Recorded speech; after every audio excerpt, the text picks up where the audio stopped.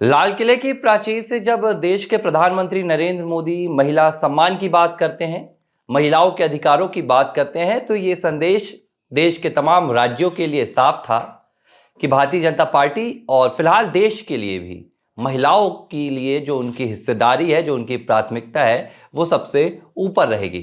फिर चाहे वो मध्य प्रदेश रहा हो, छत्तीसगढ़, राजस्थान, महाराष्ट्र, हरियाणा, दिल्ली और अब बिहार।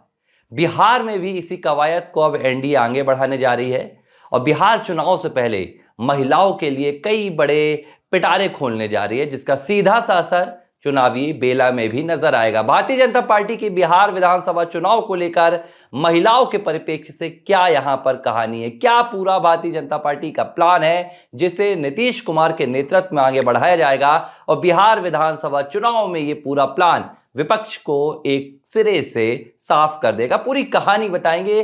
इस पूरी कहानी का पूरा वीडियो देखने के लिए नीचे दी गई लिंक पर क्लिक कीजिए और पूरा वीडियो देखिए। नमस्कार, एबीसी हिंदी न्यूज देख रहे हैं आप। मैं हूं आर मोहन तिवारी। बिहार विधानसभा चुनाव 2025।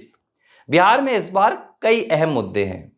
महिला सुरक्षा का भी एक मुद्दा है, बिहार की कानून व्यवस्था का भी एक मुद्दा है और महागठबंधन की लगातार राजनीतिक सक्रियता, नीतीश कुमार के नेतृत्व वाली एनडीए सरकार को चुनौती देने के बाद उनकी जंगलराज की कहानियां, ये पूरे मुद्दे बिहार चुनाव में इस वक्त गूंज रहे हैं।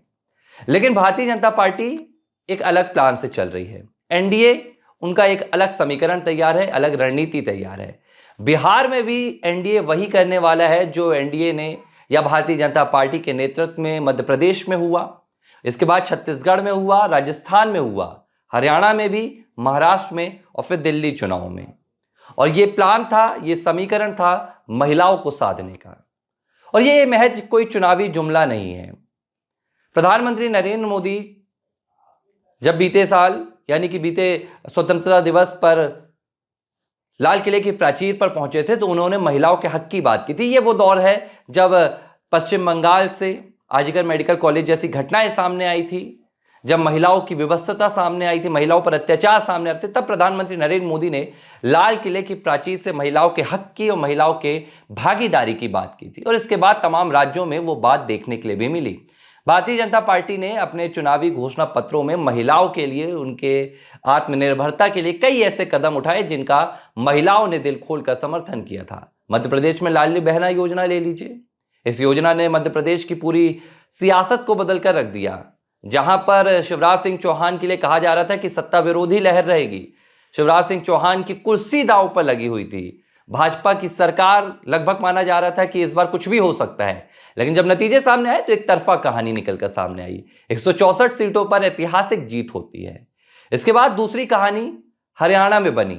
हरियाणा में भी ऐसी बातें निकलकर आ रही थी। पहलवानों का आक्रोश, किसानों का आंदोलन, तमाम बातें आई। लेकिन जब नतीजे सामने आए तो सारी बातें एक तरफ निकल गई और महिलाओं ने दिल खोलकर भारतीय जनता पार्टी को वोट दिया और सत्ता में भारतीय जनता पार्टी काबिज हो गई। महाराष्ट्र में भी यही महिला सम्मान योजना भाजपा के लिए तुरुप का इक्का साबित हुई और महाराष्ट्र की सियासत में भारतीय जनता पार्टी अब तक सबसे मजबूत स्थिति में जाकर खड़ी है। दिल्ली की तो खैर यहां पर चर्चा ही लाजमी है। जिस लिहाज से दिल्ली में भारतीय जनता पार्टी ने आम आदमी पार्टी की काट की, जनहितैषी योजनाओं को अपने मैनिफेस्टो में शामिल किया, महिलाओं के सम्मान की बात की, सुरक्षा की बात की, दिल्ली की जनता ने भाजपा के इस वादे पर अपनी मुहर लगाई और रेखा गुप्ता सीएम के तौर पर दिल्ली को एक उपहार भी मिली। ना सिर्फ महिला सम्मान होगा, ना सिर्फ महिलाओं के हित की योजनाएं आएंगी, बल्कि सीएम भी महिला सौंप दी गई। इससे बेहतरीन संदेश भारतीय जनता पार्टी और क्या दे सकती थी। अब बारी बिहार की है और बिहार में भी इस वक्त यही हो रहा है। आप देखिए, बिहार में अगर 2010 के विधानसभा चुनाव की बात की जाए तो पुरुष मतदाताओं की अपेक्षा महिला मतदाताओं ने ज्यादा मतदान किया था। तब करीब 54% पुरुष मतदाता थे और बिहार विधानसभा चुनाव में महिलाओं का जो वोट प्रतिशत था वो करीब 55% का था। इसके बाद 2015 में भी यही कहानी सामने आई, महिला मतदाताओं का प्रतिशत बढ़ा और फिर 2020 विधानसभा चुनाव में भी बिहार में फिलहाल करीब 47% महिला मतदाता हैं और जो बढ़ चढ़कर मतदान में हिस्सा ले रही है। जाहिर सी बात है कि इतनी बड़ी महिला मतदाताओं के लिए भारतीय जनता पार्टी या नीतीश कुमार के नेतृत्व में एनडीए की सरकार कुछ भी बड़ा देने से पीछे नहीं हटेगी। और बिहार में अब इसी को लेकर चर्चा शुरू हो गई है। जिस लिहाज से एमपी, छत्तीसगढ़, राजस्थान, महाराष्ट्र, हरियाणा और दिल्ली में महिला हितैषी योजनाओं को सरकारें लेकर आई, पार्टियां लेकर आई और उसका उन्हें भरपूर इनाम भी मिला। प्रदेशों में सरकार की वापसी हुई।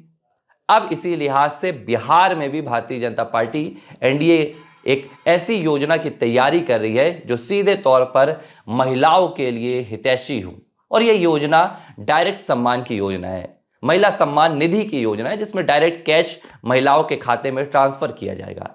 अब इस योजना को लेकर कई बातें भी कही जा रही हैं।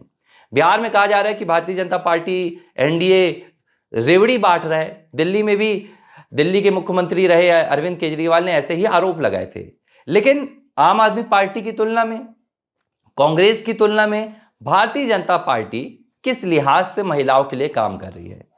जब मध्य प्रदेश में लाडली लक्ष्मी योजना ने काम शुरू किए, जब लाडली लक्ष्मी योजना का प्रस्ताव हुआ, मध्य प्रदेश के अलग अलग जिलों में लाडली बहना योजना के लिए महिलाओं का एक लगाव देखने के लिए मिला और वो मध्य प्रदेश के शिवराज सिंह चौहान के लिए मामा वाली छवि भी बनकर आई।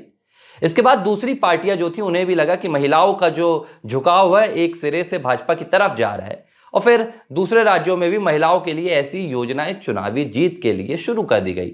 हालांकि महिलाओं का भरोसा विपक्षी दलों पर तब भी नहीं आया, लेकिन दिल्ली में अरविंद केजरीवाल ने यह चाल खेलने की कोशिश की थी। उन्होंने महिलाओं के लिए कई बड़े ऐलान किए थे, लेकिन जब भारतीय जनता पार्टी ने महिला सम्मान योजना का ऐलान किया और इसके साथ भाजपा ने सुरक्षा का ऐलान किया और तमाम चीजें भारतीय जनता पार्टी के पक्ष में गई। बिहार में फिलहाल भारतीय जनता पार्टी का जो महिलाओं के प्रति ये योजना का प्लान है, जो महिला सम्मान योजना तैयार की जा रही है, इसे लेकर चर्चाओं का सिलसिला शुरू हो गया है। और ये महज सिर्फ चुनावी एजेंडा नहीं है, भारतीय जनता पार्टी का महज ये चुनावी जुमला नहीं है, बल्कि भारतीय जनता पार्टी, जेडीयू और एनडीए का पूरा नेतृत्व बिहार में महिलाओं को आत्मनिर्भर बनाने की कवायद कर रहा है। अमूमन आम घरों में होता है, घर परिवार में जब महिलाओं के पास आर्थिक कमजोरी होती है तो परिवार उन्हें दबाने की कोशिश करता है। हर बार महिलाएं घर में अमूमन देखा जाता है कि अपने पति से या अपने बच्चों से पैसे मांगने में परहेज करती हैं, उन्हें कहीं ना कहीं ग्लानि महसूस होती है। हालांकि इसमें कोई दो राय नहीं है कि घर की सारी संपत्ति, घर में महिलाओं को लक्ष्मी का दर्जा दिया जाता है, लेकिन फिर भी एक व्यवहार की दृष्टि से देखा जाए तो महिलाओं को आत्मनिर्भरता की कमी महसूस होती है। भारतीय जनता पार्टी की यह योजना, महिला सम्मान योजना, उसी आत्मनिर्भरता को बढ़ावा देने के लिए लेकर आती है। इसके अलावा बिहार में जो दूसरा मसला है सुरक्षा का, भारतीय जनता पार्टी और जेडीयू का और एनडीए का पूरा फोकस बिहार में महिलाओं की सुरक्षा से जुड़ा हुआ है। प्रधानमंत्री नरेंद्र मोदी ने जिस लिहाज से भागलपुर की अपनी बिहार की यात्रा के दौरान जंगल राज का मुद्दा उठाया था, इससे साफ हो गया था कि बिहार में आने वाले दिनों में महिलाओं की सुरक्षा का भी मुद्दा उठने वाला है। और अब इसी पूरी कवायद पर जेडीयू और भारतीय जनता पार्टी काम कर रही है। बिहार में यह कोशिश की जा रही है कि एक तरफ महिला सम्मान योजना के तहत महिलाओं को आर्थिक तौर पर आत्मनिर्भर बनाया जाएगा, तो दूसरी तरफ महिलाओं की सुरक्षा को लेकर और भी कदम उठाए जाएंगे।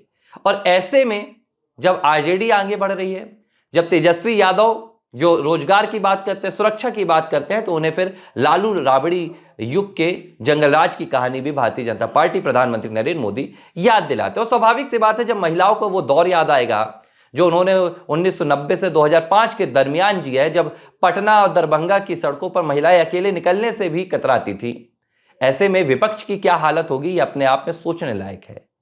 लेकिन जिस लिहाज से पूरा एनडीए का नेतृत्व महिलाओं के इर्द गिर्द अब अपनी पूरी योजनाओं को कहीं ना कहीं क्रियान्वित करना शुरू कर चुका है, इससे साफ है कि बिहार विधानसभा चुनाव में भी जब नतीजे सामने आएंगे तो ये हैरान करने वाले हो सकते हैं। हालांकि अभी इस योजना को लेकर कोई आधिकारिक ऐलान नहीं किया गया है, लेकिन जो खबरें निकलकर सामने आ रही हैं बंद दरवाजों के पीछे से, वो ये बता रही कि जुलाई तक इस योजना का ऐलान मुख्यमंत्री नीतीश कुमार कर सकते हैं। नवंबर के महीने में चुनाव होना है, इस चुनाव से पहले इस योजना का ऐलान किया जाएगा, जिसे एक व्यापक तौर पर बिहार में फैलाने की कोशिश भी की जाएगी। तो ये पूरी कवायद एनडीए के द्वारा की जा रही है, जहां बिहार में महिला मतदाताओं पर फोकस किया जा रहा है, बिहार की महिला मतदाताओं को साधने की कोशिश हो रही है। और महिला मतदाताओं का जो इस वक्त आंकड़ा है वो भी लुभाने वाला है। 47% महिलाएं लगातार यहाँ पर मतदाता हैं और वोटिंग में भी लगातार भाग ले रही हैं, जो अपने आप में ये बताने की कोशिश कर रहा है कि सरकार पर, चुनाव पर, लोकतंत्र पर महिलाओं का जो भरोसा है वो दिन पर दिन बढ़ता जा रहा है। 47% वोट पूरा महिलाओं का है और उसमें जो पिछला विधानसभा चुनाव था 2020 का, उसमें करीब 59% महिला मतदाताओं की भागीदारी थी, जो पुरुषों से कहीं ज़्यादा थी।